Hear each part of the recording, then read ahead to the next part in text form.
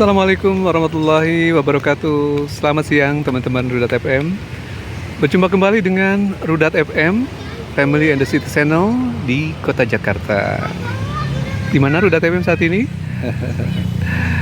Pastinya mengenali ya, tempat ini adalah tempat sebuah ruang terbuka hijau atau Taman Grande di Jakarta, yaitu Tebet Eco Park.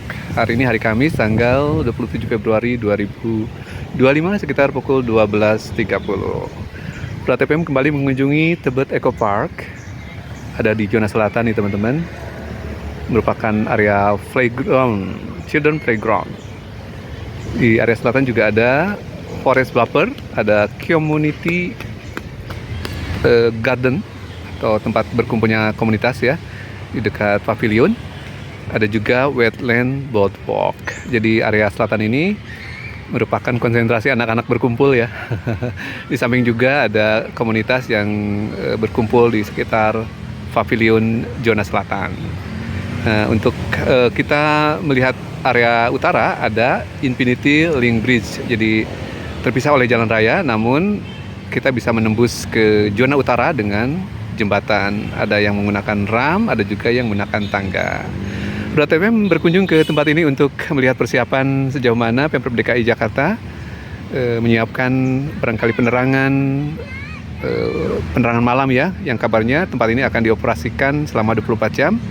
Berikut juga taman lainnya yang berada di Jakarta Selatan, yaitu Taman Ayodhya di Jakarta Selatan, ada juga Taman Langsat dan Taman Literasi Marta Christina Tiahahu. Namun sepertinya yang akan beroperasi lebih dulu adalah Tebet Eco Park, melihat dari beberapa persiapan yang sedang dilakukan oleh Dinas Kehutanan dan Pertamanan Kota, Taman Kota, yaitu penerangan ya yang sedang diinstal di beberapa titik untuk mensupport tempat ini bisa dibuka selama 24 jam.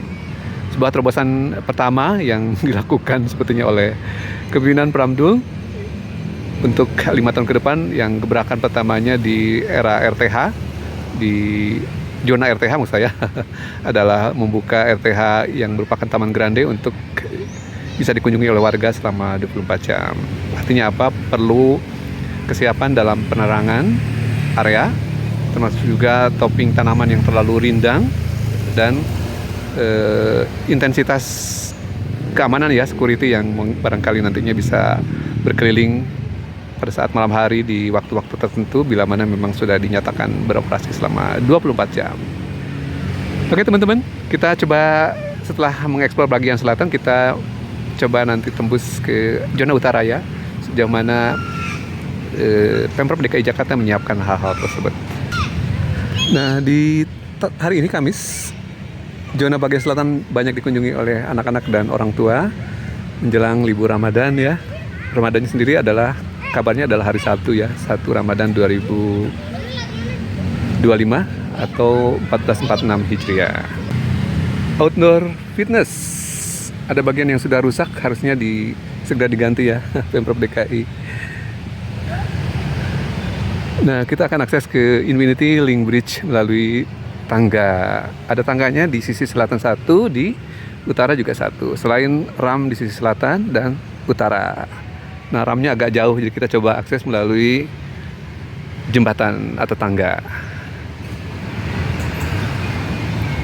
Tebet Barat Raya di sebelah kiri, jalan utama, dan Tebet Timur Raya berada di sebelah timur.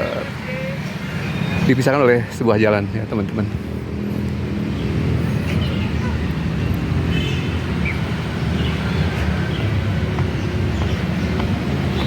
Nah, aplikasi dari naturalisasi sungai.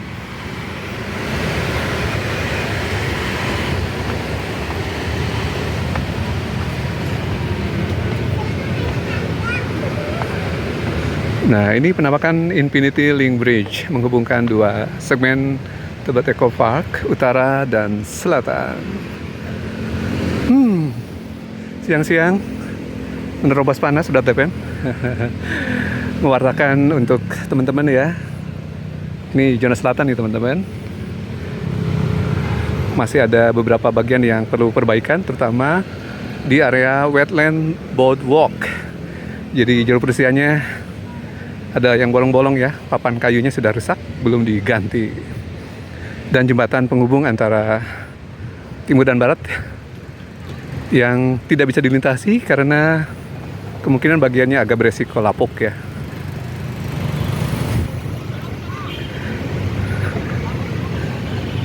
Nah, coba kita turun di sisi utara ya, melalui tangga.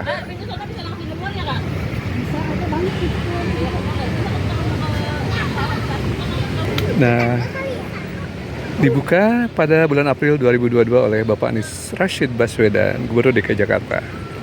Jakarta Kota Kolaborasi. Nah, ini penampakan Infinity Link Bridge di segmen utara. Ada tangga turun di pertengahan ya, baik di sisi selatan maupun utara, dan ada juga ramnya agak memutar. Sepertinya lebih ramai di selatan ya, karena ada playground. Anak-anak happy di playground. Orang tua yang senior barangkali lebih menyukai bagian utara karena lebih sunyi, lebih senyap ya, untuk healing, menenangkan diri. Oke, kita turun.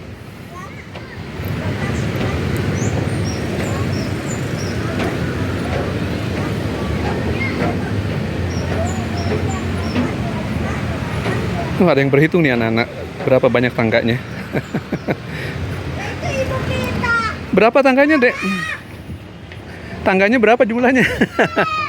29. Wah, banyak ya. Oke deh, lagi liburan ya. Nah, ini segmen utara, Tebet Eco Park, tanggal 27 Februari 2025 pukul 12.35. Dan ini aplikasi dari naturalisasi sungai di era Pak Anies Baswedan. Jadi salah satu aplikasinya adalah, wah, ada itu tuh, apa namanya? Biawak ya.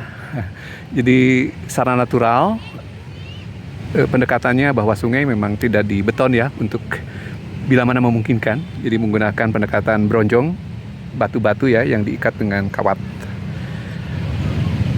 Nah, kita lihat ya, ada biawak yang hidup di area ini karena ada tanaman-tanaman yang berbatasan dengan area basah ya teman-teman. Jadi naturalisasi sungai ala Pak Anies Baswedan nih, salah satu aplikasinya adalah ini. Terlihat juga di sekitar sodetan musim bahari nih teman-teman. Jadi bagian tertentu yang memang bisa digunakan bronjong, dipakailah bronjong agar ekosistemnya terbentuk ya teman-teman. Ada ikan, ada biawak yang tidak terhalang untuk akses ke sungai ya teman-teman. Bila mana pakai beton tentu saja akan terhalang ya untuk mobilitas hewan-hewan air seperti biawak yang amfibi ya, katak, kadal ataupun biawak ya, pemakan ikan. Pemandangan ke arah zona selatan Tebet Eco Park yang dipisahkan oleh jalan raya. Ini Tebet Timur Raya, jalan di sekitar pemukiman ya. Jadi area ini merupakan area pemukiman teman-teman. Ini Tebet Barat Raya. Jadi taman di sekitar pemukiman penduduk. Jadi tidak ada lapangan parkir di sini teman-teman. Jadi kalau teman-teman mau mengakses ke Tebet Eco Park, tentu saja menggunakan kendaraan umum. Bisa KAI, bisa LRT, bisa juga Transjakarta, Mikrotrans, dan Minitrans. Nah, kalau melihat profil pengunjungnya, area Tebet Eco Park bagian utara tentu saja nyaman untuk senior ya, mama, bapak-bapak.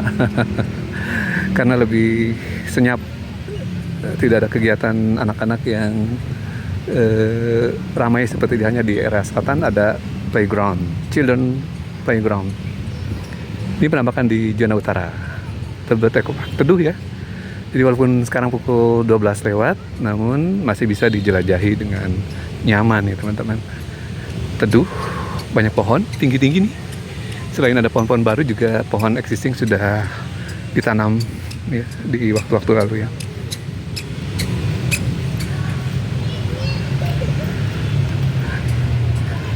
Nah, bahagia warganya, maju kotanya bahagia warganya. Terlihat ya teman-teman, jadi ada tempat-tempat untuk memilih untuk menyendiri, bapak-bapak yang butuh ketenangan ya, sambil scrolling melihat channel .fm barangkali. Semoga ya .fm mengabarkan langsung terkait dengan persiapan beroperasinya Tebet Eco Park selama 24 jam. Ini di zona utara dengan pohon-pohon yang apa namanya, saya .fm lupa ya. Nah, ini pavilion utara.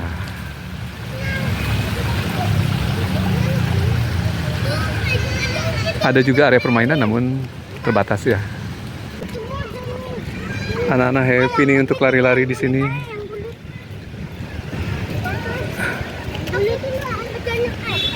Nah, luasan yang masif ya, 7 hektar teman-teman. Zona utara dan zona selatan.